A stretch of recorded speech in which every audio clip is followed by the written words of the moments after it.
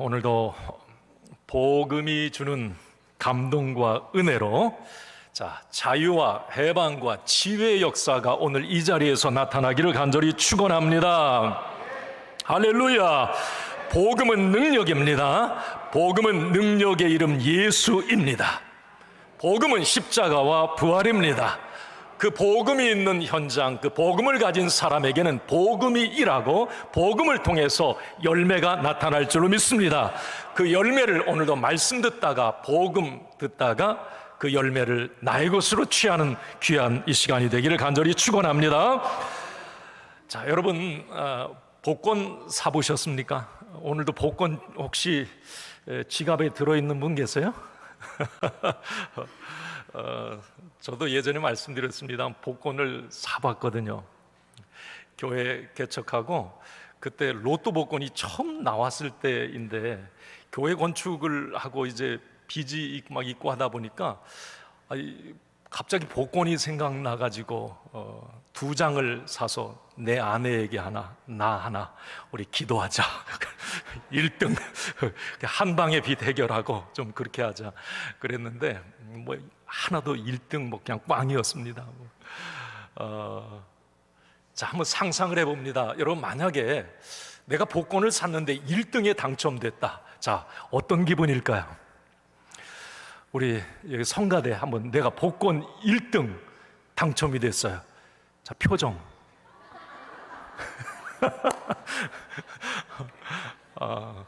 실제적으로 그보다 더 난리 날 것 같은데요.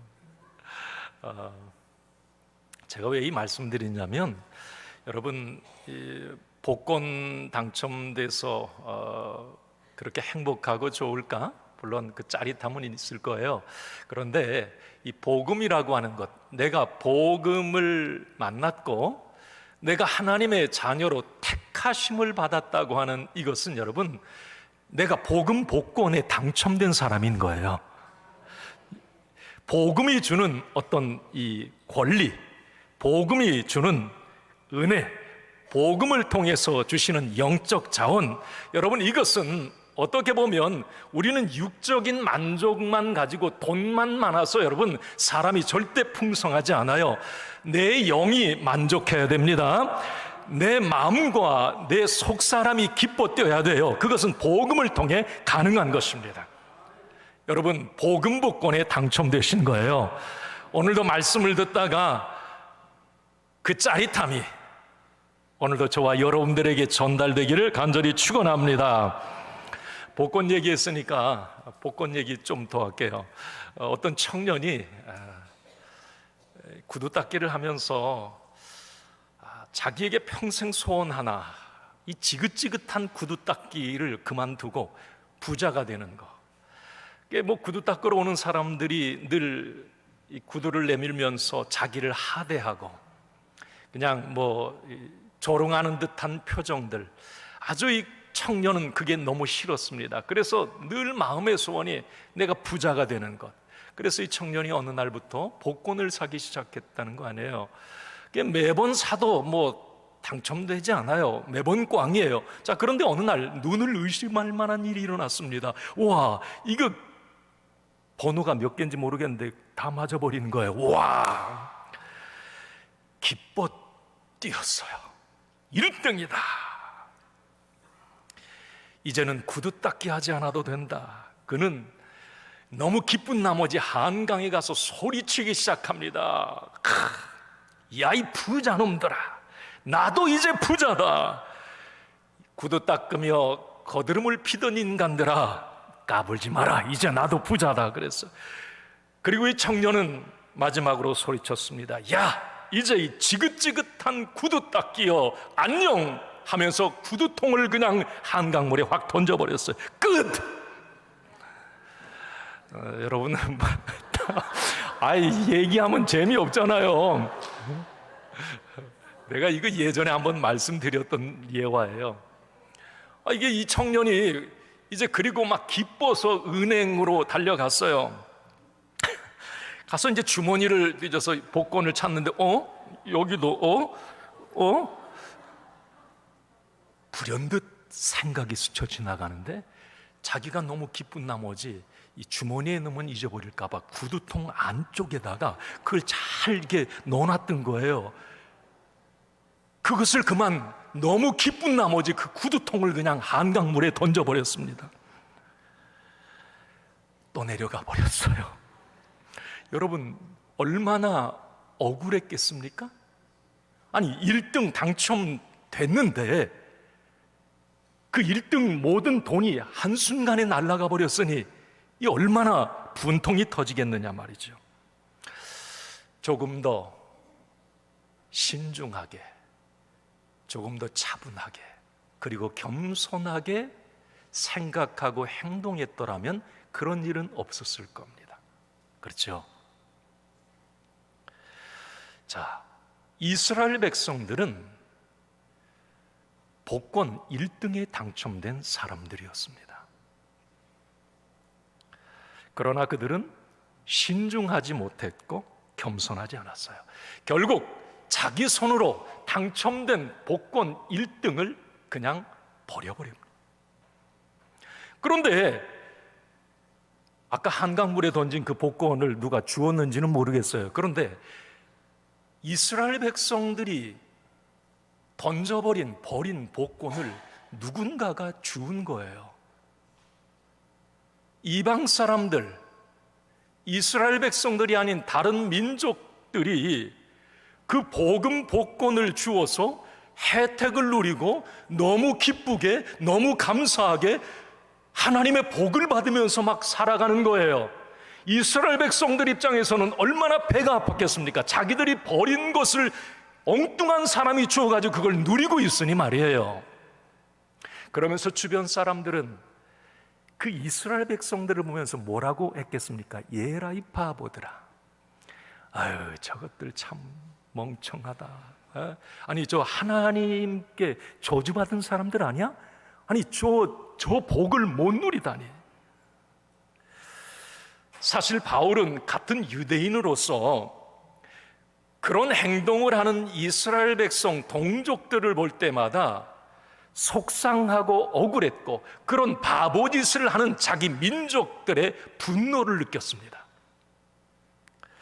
자, 오늘 여러분 우리가 이 로마서 9장부터 우리 이제 보셨어요. 자, 9장, 10장, 11장은 동일합니다. 사도 바울이 자기 동족들이 지금 하고 있는 그 어리석은 일들, 행동들, 하나님이 그렇게 그 민족에게 엄청난 복을 주셨건만 그 복을, 그 복권, 영적 복음 복권을 버리는 그들의 행동을 보면서 바울은 너무 안타까웠습니다.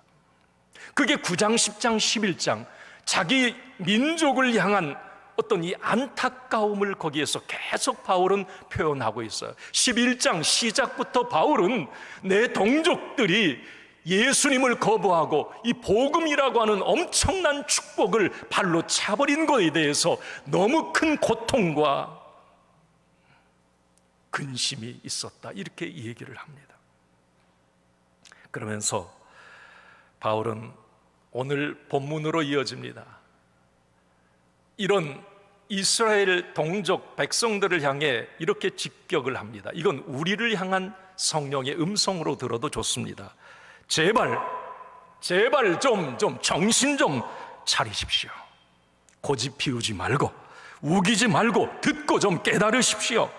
예수님이 메시아입니다. 당신들이 그렇게 애타게 기다리던 메시아, 그분이 바로 유대인 우리 민족으로 온 바로 예수 그리스도입니다. 예수 믿으십시오. 그래야 구원받습니다. 예수 믿으십시오. 그분이 하나님의 아들입니다. 그러면서 바울은 지난 시간에도 아직도 여러분 늦지 않았습니다. 하나님은 여전히 우리를 두 팔 벌려 기다리고 계십니다. 이제 완악한 마음을 버리고 돌아오십시오. 그리고 남은 자가 되십시오. 거룩한 믿음의 소수 안에 들어오십시오. 이렇게 이제 이스라엘 민족을 향하여 바울은 애타는 마음으로 계속 이야기를 합니다. 그리고 덧붙여서 이방인들을 향해 이렇게 얘기합니다. 하나님은 아직도 자기 백성들을 버리지 않으셨습니다. 하나님이 이스라엘 백성 버린 것 같습니까? 지금 일시적으로 그들이 예수님을 거부하고 복음을 거부하고 있지만 영원히 그들이 예수 거부하고 복음 거부할 것 같습니까? 아닙니다. 하나님은 언젠가 그들도 돌아오게 하실 것입니다. 이방인들, 당신들 교만하지 마십시오. 당신들은 어떻게 보면 저 이스라엘 민족에게 빚진 자들입니다. 그러면서 오늘 본문에 바울은 이스라엘과 이방인들 서로 싸우지 마십시오.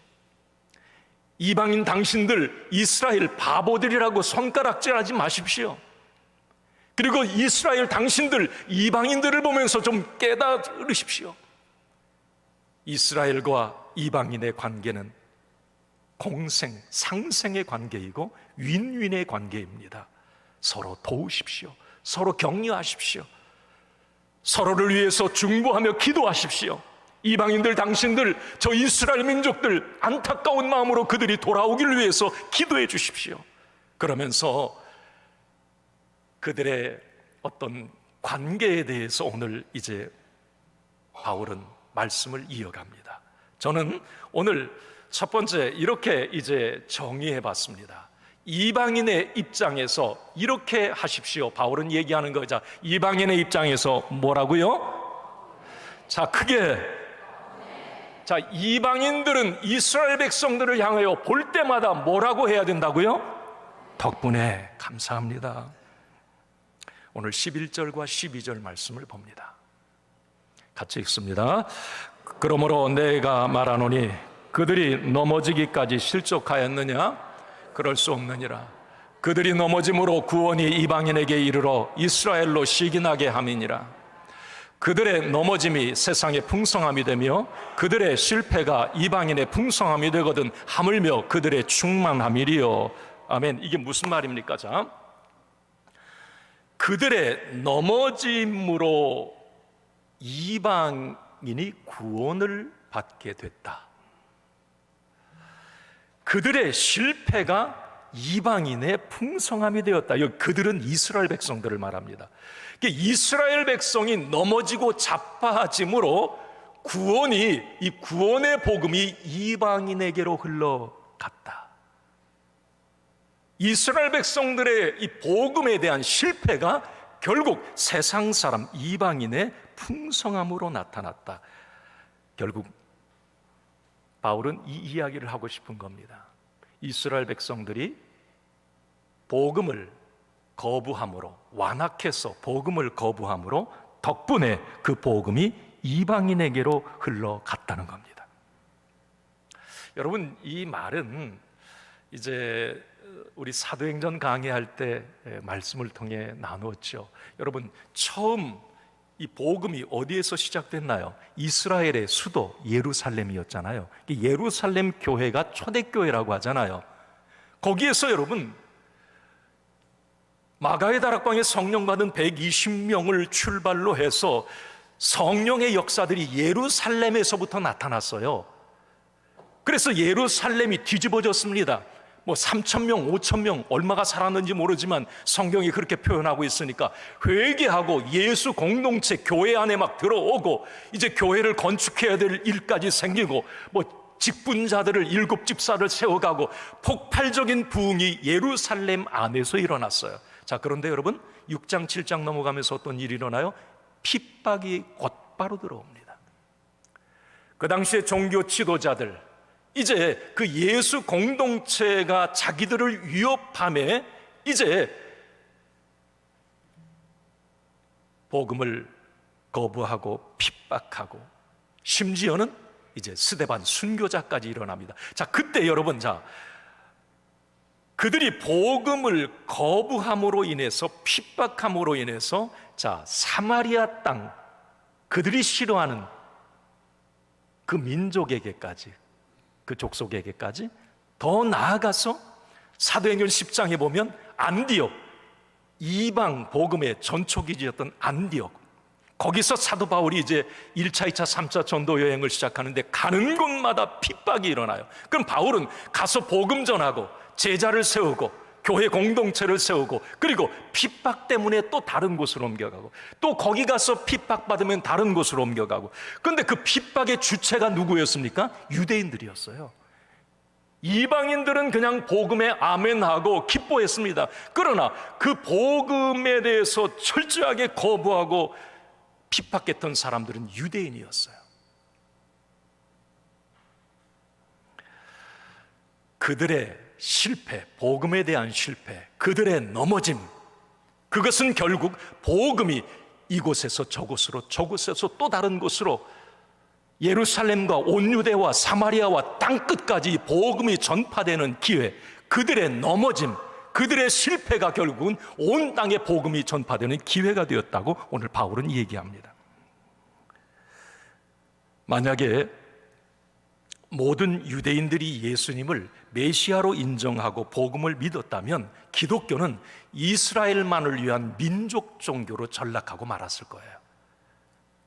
복음은 그들만의 것으로, 율법처럼 우리만의 예수, 다른 민족은 아니야, 우리만의 예수. 만약에 복음이 핍박을 통해서 넘어가지 않았다면 복음은 한 곳에 머물 수밖에 없는.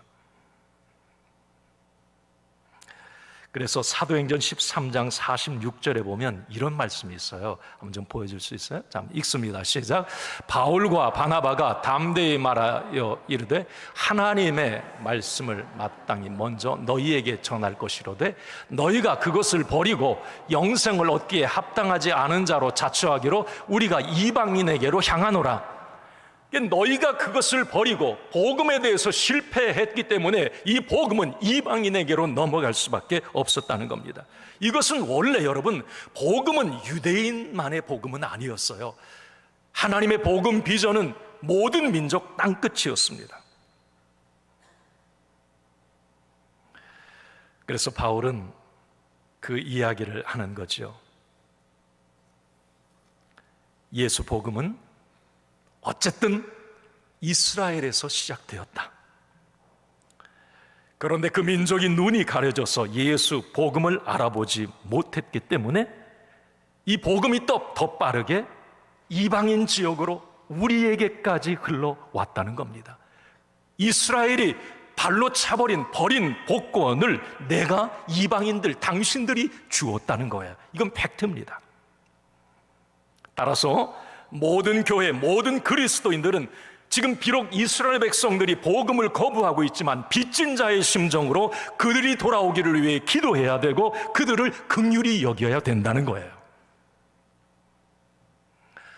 그러면서 자, 오늘 바울은 자꾸 유대인들을 당시에 무시하고 비난하는 이방인들에게 카운트 펀치를 날립니다. 당신들, 이방인 당신들 지금 감사한 마음 있습니까? 아니, 유대인의 이 복음이 당신에게 주어져서 당신의 영혼이 구원받고 하나님의 자녀가 된 거에 대해서 그 유대인들을 보며 고마운 마음 갖고 있습니까? 그러면서 유대인들의 위상은 독보적이다. 우월한 유전자, 유대인, 이건 인정할 수밖에 없는 부분이기도 하고요. 그래서 바울은 오늘 그 부분에 대해서 이렇게 이야기를 합니다. 자, 첫 번째는 이거예요. 한번 읽어봅시다. 시작.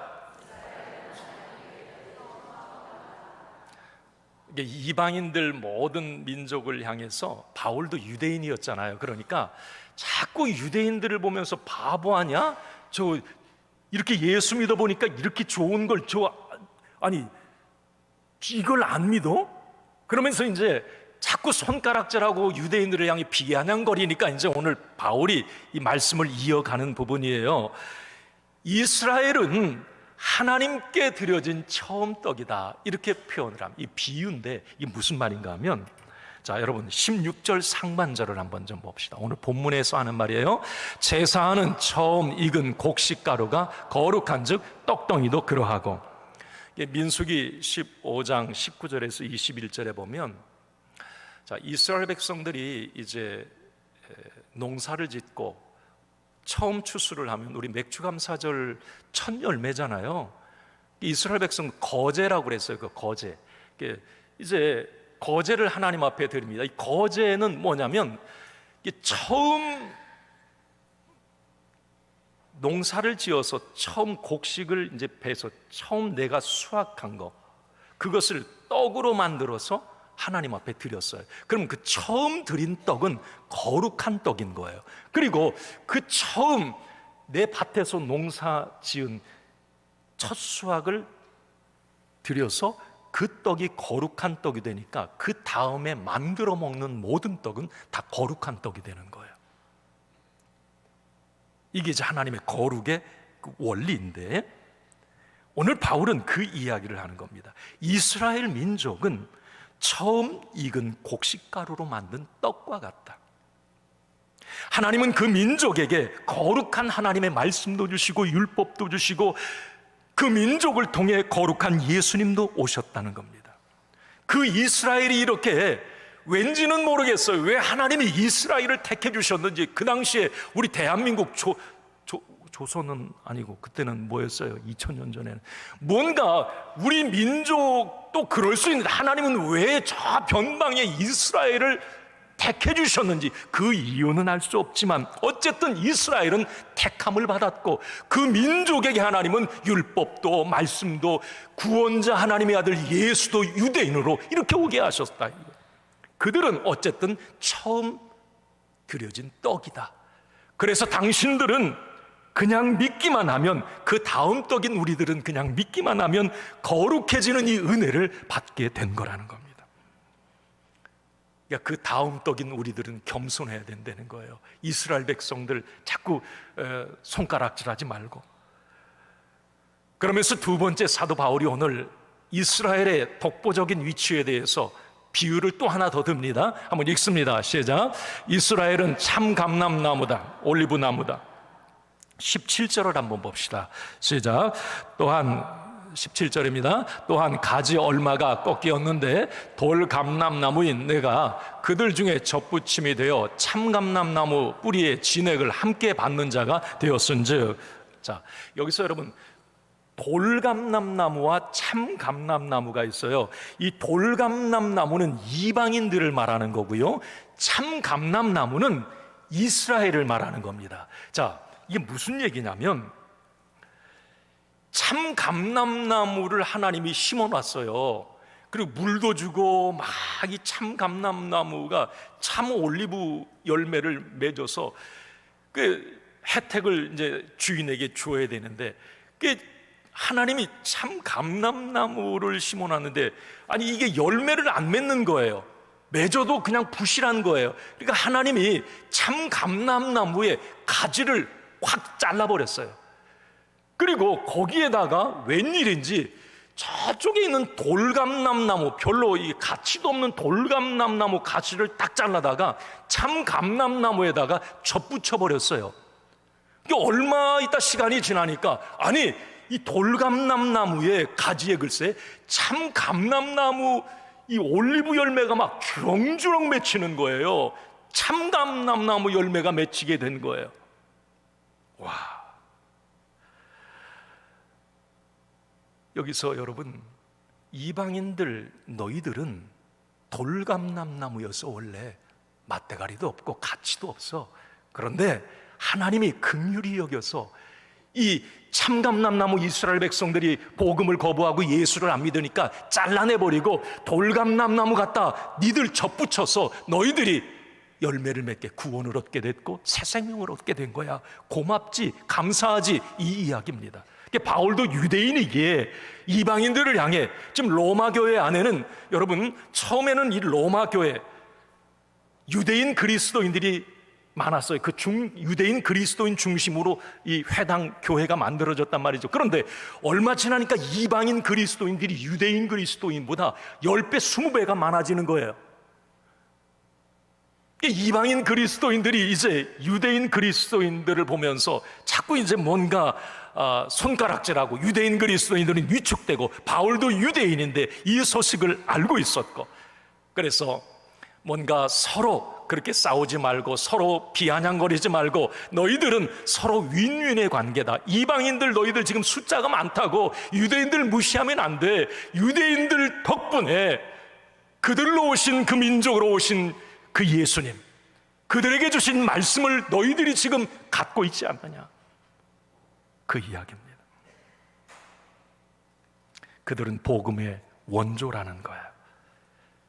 복음의 수혜자가 되었다고 이스라엘을 무시하거나 비난하지 말라는 겁니다. 그러면서 바울은 이방인 그리스도인들을 향해 오늘 20절, 21절 이렇게 말하고 있죠. 20절, 21절 읽습니다. 옳도다. 그들은 믿지 아니함으로 꺾이고 너는 믿음으로 섰느니라. 높은 마음을 품지 말고 도리어 두려워하라. 하나님이 원가지들도 아끼지 아니하셨은즉 너희도 아끼지 아니하시리라. 아멘. 무서운 말입니다. 까불지 말라는 거예요. 이방인 그리스도인들, 너희 숫자 많다고 너희들 교만하지 말라는 겁니다. 하나님은 원가지인 이스라엘 백성들도 믿음으로 의롭다 함을 얻는데 믿지 않으면 꺾어버리신다는 거예요. 하물며 너희들이겠느냐. 너희들은 빚진 자의 마음으로 늘 감사함으로 겸손하게 하나님을 두려워하는 마음으로 믿으라는 거예요. 따라합시다. 덕분에. 어떤 학생이 서울대에 예를 들어서 원서를 냈어요. 그런데 합격자 명단에 없는 거예요. 근데 자세히 보니까 예비 합격자 명단 두 번째에 자기 이름이 있어요. 와, 서울대잖아요. 여러분, 예비 합격자가 무슨 의미입니까? 그 앞에 합격한 사람, 권리를 가진 사람이 포기해줘야 자기가 합격하는 게 예비 합격자예요. 그죠? 그런데 자, 이 예비 합격자가 합격을 했어요. 이 예비 합격자는 고마워해야 됩니다. 그냥 감사할 일이에요. 뭐 자기가 잘해서 된 게 아니에요. 누군가가 두 사람이 권리를 포기해 줬기에 자기가 그 덕분에 합격을 한 거예요. 이해가 되겠습니까? 이스라엘 백성들이 복음을 받아들이지 않고 그 특권을 버린 것이 어떻게 이방인들에게 기회가 되어지고 복음을 이방인들에게 흘러가고 그러면서 이방인들이 구원받게 되고 하나님의 복을 누리는 이런 수혜자가 되었다는 것. 너희들은 자랑하지 말아라, 교만하지 말아라, 까불지 말아라. 그냥 감사하고 그냥 고마워하고 하나님 감사합니다. 나에게 복음을 주셔서 나 같은 것이 예수 믿게 하셔서 하나님 고마울 뿐입니다.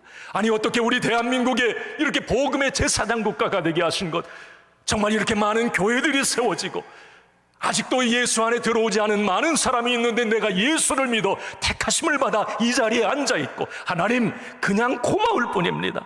하나님 그저 덕분입니다. 여러분, 요즘에 이스라엘이 하는 짓거리 좀 한번 보세요. 얼마나 밉습니까? 아니 진짜 저는 개인적으로 이스라엘 좋아하지 않아요. 그 시오니즘, 잘못된 종교 이기주의입니다. 그건 가자지구, 뭐 이란, 뭐 그냥 때려잡잖아요. 힘의 논리. 근데 그 힘의 논리 안에는 그들은 원수라는 거예요. 잘못된, 그러니까 구약의 잘못된 눈은 눈, 이는 이 어떤 관점, 이 시오니즘, 자기들이 세계 민족의 뭐 중심이다라고 하는 생각. 그런데 한편으로 이런 생각을 좀 깊이 해보는 거는 바울의 이 이야기를 들으면서 생각하는 거예요. 여러분, 그들 덕분이라고 하는 것은 팩트입니다. 그들 때문에 우리가 예수님을 만난 거예요.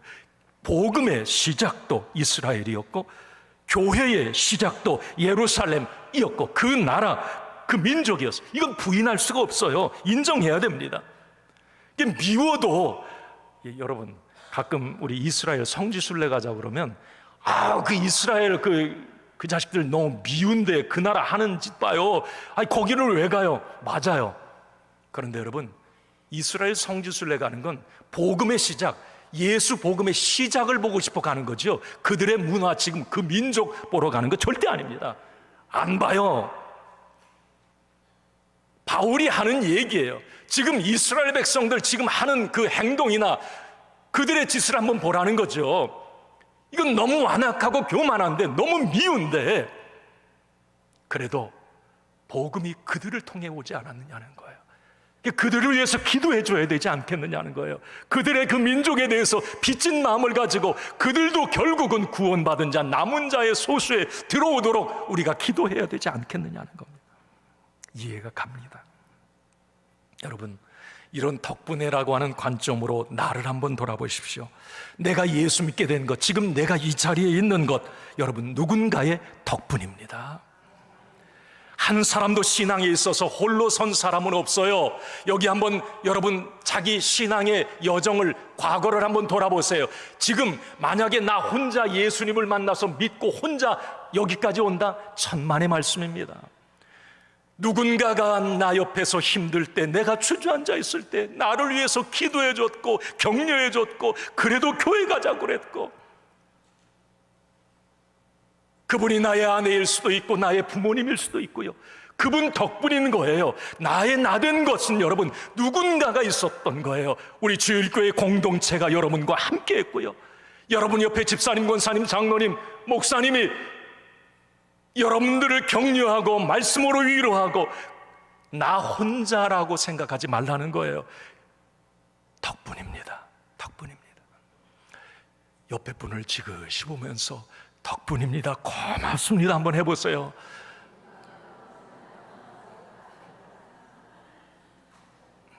정말 고마우세요? 그분이 있어서 그분 때문에 내가 지금 믿음이 여기까지 자라온 것인지 몰라요. 여러분, 이방인들, 당신들 지금 예수 믿어 그 복을 누리는데 그 덕분이다. 당신들이 잘나서 그런 거 아니다. 자, 그러면서 오늘 이제 마지막으로 두 번째, 바울은 이방인들을 향해 늘 너희들은 덕분에라고 생각해. 그리고 이스라엘 민족을 향해 바울은 또 이렇게 이야기합니다. 한번 이스라엘 입장에서 시작. 시기나게. 네, 제가 이스라엘 입장에서 한번 시기나게 해보세요. 이스라엘 입장에서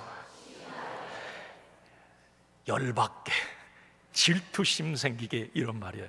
자, 11절 하반절을 한번 오늘 봅시다. 읽습니다. 이스라엘로 시기나게 함이니라. 14절에도 이렇게 되어 있어요. 한번 14절. 이는 내 고륙을 아무쪼록 시기하게 하여 그들 중에 얼마를 구원하려 함이니라. 자, 이 의미는 그거예요. 하나님께서는 이방인들이 구원받게 하심으로 이스라엘을 시기나게 하셨다는 거예요. 자기들이 버린 복권을 주워가지고 잘 먹고 잘 사는 그들을 보면서 배가 아프게 하셨다는 겁니다. 사실 이스라엘 사람들은 들었으면서도 못 들은 척, 지난 시간에 말씀 나눴잖아요. 아니, 예수님이 하나님의 아들인지를 알면서도 모르는 척 의도적으로 예수님을 거부했거든요. 고의적인 거부였습니다. 그냥 패싱해버렸어요, 알면서. 만약에 여러분, 우리가 이건 여러분 아셔야 돼요. 만약에 예수님이 진짜 어디 왕궁에서 멋들어지게 초자연적인 어떤 상황으로 막 멋있게 강한 자로 태어났으면 메시아로 인정했을 거예요, 예수님을. 그 당시에 이스라엘은 로마 식민 지배하에 있었기 때문에 강한 왕을 원했어요. 분명히 하나님이 보내시는 메시아는 강한 모습으로 올 거다라고 생각을 했습니다. 그런데 여러분, 구약에 뭐라고 그래요? 메시아는 약한 자의 모습으로, 종의 모습으로 온다고 이미 예언을 하셨거든요. 변방에서 온다고 말씀을 하셨거든요. 근데 그걸 안 믿어요. 지금 자기들의 어떤 상황 때문에 내가 만든 이 메시아를 원하는 거예요. 정치적인 메시아, 강한 자. 그런데 그건 그렇다 손치고, 예수님이 이 땅에 오셔서 이제 공생의 이 활동을 할 때 기적들을 행하시잖아요. 그런데 기적들을 행할 때에도 맨날 그냥 뭐 가난한 사람, 병든 사람, 이런 사람들만 낫게 하고, 만약에 예수님이 기적 중에 로마 황제를 숨을 끊어지게 했다든지 그렇게 하실 수도 있어요. 로마가 깜짝 놀랄 만한 기적 하나하나도 했다면 예수 메시아로 인정했을 거예요. 근데 예수님은 그렇게 하질 않아요. 아니, 죽으실 때도 비참하게 죄인들이 죽는 십자가에 죽으세요. 아우, 쪽팔려. 아니, 무슨 저분이 메시아야, 저분이 우리의 메시아라고? 아니야, 인정 못해. 그런데 하나님은 그런 모습으로 메시아를 보내신다고 말씀하셨어요. 그러니까 하나님 말씀을 안 믿는 거예요. 이건 알면서도 무시한 거예요. 그런데 여러분, 아까도 말씀드렸어요. 자기들이 무시해서, 알면서도 무시해서 버린 그 복음이, 이방인들이 그걸 복음을 주어서 그 복음을 만나서 기뻐하며 하나님의 구약에 약속한 축복들을 복음 안에서 누려가는 것을 보면서 뒤집어지는 거예요. 이스라엘 백성들 알면서도 무시를 했기 때문에 더 배가 아픈 거예요. 진짜인지 알면서도 버렸기 때문에 더 안타까운 거예요. 그걸 다른 사람들이 막 좋아하고 혜택을 누리고 있으니까. 하나님은 결국 이스라엘 백성들에게 시기심을 계속 발동하게 하심으로, 유발시키심으로 결국 이스라엘 백성들도 예수를 믿게 될 거다, 이렇게 얘기를 하는 겁니다. 여러분, 저는 이 시기심도 질투도 여러분 건강한 질투심이 있어요. 이건 가져야 됩니다. 건강한 질투심은 필요한 거예요. 이건 자극제인 거예요. 예를 들어서 여러분, 어떤 엄마가 아들이 밥을 안 먹어요. 그냥 밥 먹으라 그러면 안 먹고 안 먹어. 그러니까 이 엄마가 어느 날 옆집 아이를 데려오더니 그 옆집 아이에게 따뜻한 말을 하면서 막 친절하게 해주면서 밥을 떠먹여주는 거예요. 옆집 아이에게. 아들이 가만히 그걸 지켜보니, 아니 계속 그 옆집 아이는 막 너무 좋은지 그냥 밥을 받아서 막 잘 먹는 거예요. 그 모습을 지켜본 아들이 시기하면서 자기도 밥을 잘 먹었대요.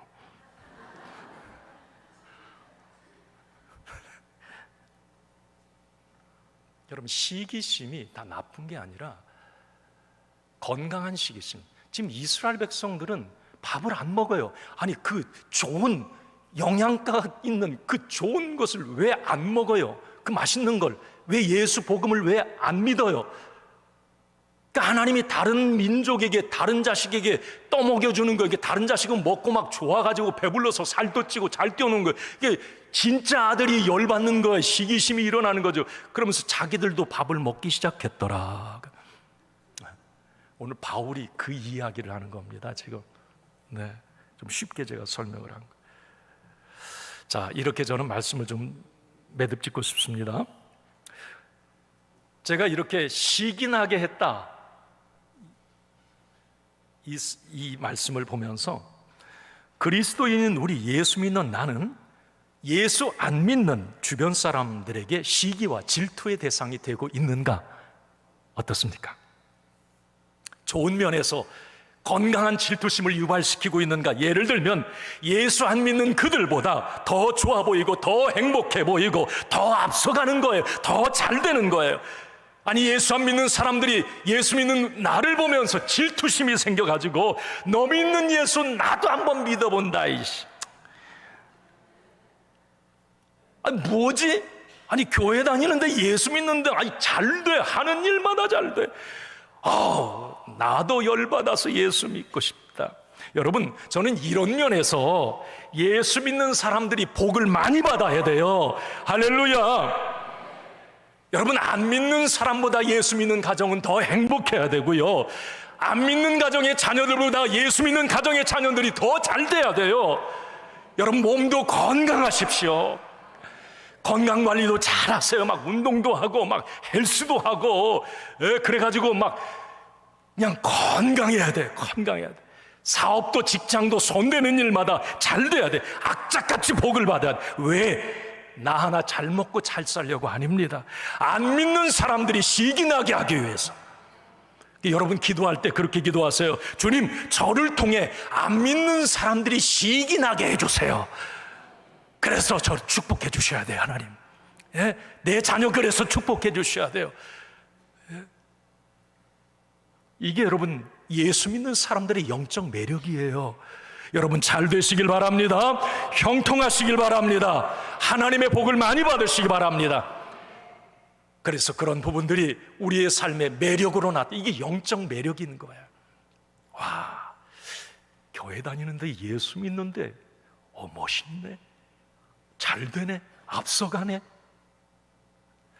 여러분 안희숙 사모, 우리 죽으면 죽으리라 그 저자, 그분은 이제 그 일제시대 때 1908년에 태어났으니까 한참 그 일제시대 때 그는 교사였고 독립운동가, 작가, 사모였습니다. 안희숙 사모 뭐 유명하잖아요. 자, 그 일화 한 가지 소개하고 마칠게요. 그녀가 30대 초반에 이제 평양 형무소에 갇힙니다. 죄수번호 92번. 그가 형무소에 갇히게 된 이유는, 아니 그 단아한 여자가 일본 국회에 가서 뭐라고 외쳤습니까? 회개하지 않으면 일본은 망한다 그랬어요. 여러분 다른 사람들 이제 신사참배 할 때 이 저를 이렇게 고개를 숙이는데, 이 안희숙 이 처녀만은 목사들도 다 고개 숙이고 거기 장로들도 다 신사참배하는데 꼿꼿이 머리를 세워요. 대단한 여인입니다. 그런데 그 안희숙 여사를 신문 한 사람이나 그녀를 한번 만나고 온 사람은 그녀가 가지고 있는 매력, 고매한 인격에 넋을 잃었다고 합니다. 당시 유명한 일화는, 죽으면 죽으리라나 유명한 일화는, 평양에 그 당시 연료 담당, 불 때서 연료 담당관이면 대단한 위치입니다. 그 연료 담당관 부인이 이 안희숙 여사의 소문을 듣고 그 여사를, 그 감옥의 평양형무소에 갇힌 그 여사를 만나보고 싶은 거예요. 히가시라고 하는 그 연료 담당관 주인 부인이. 그래서 어떻게 했느냐, 평양형무소 간수로 취직을 했다고 그래요. 그 안희숙을 만나보고 싶어서. 그래서 이틀에 한 번씩 형무소에 들어와서 하루 종일 그 안희숙 여사 옆을 떠나지 않았다고 합니다. 그와 말하고 그를 섬기고. 여러분, 무엇이 그토록 모든 사람을 매료시켰을까? 그녀에게는 돋보이는 뭐가 있었던 거죠. 이 안희숙 여사는 결국 1945년 우리가 8월 15일 날 해방을 맞잖아요. 8월 18일 날 사형 날짜가 잡혀 있었습니다. 3일 전에 나라가 해방되므로 풀려 나오죠. 그런데 이 안희숙 여사는 감옥에서 순교를 하고 싶어 했어요. 자신을 실격한 순교자라고 늘 죄송한 마음으로 남은 여생을 살았어요. 그냥 형무소에서 내가 순교하고 싶었는데, 아니 3일 만에 풀려난 것, 나는 실격한 순교자입니다.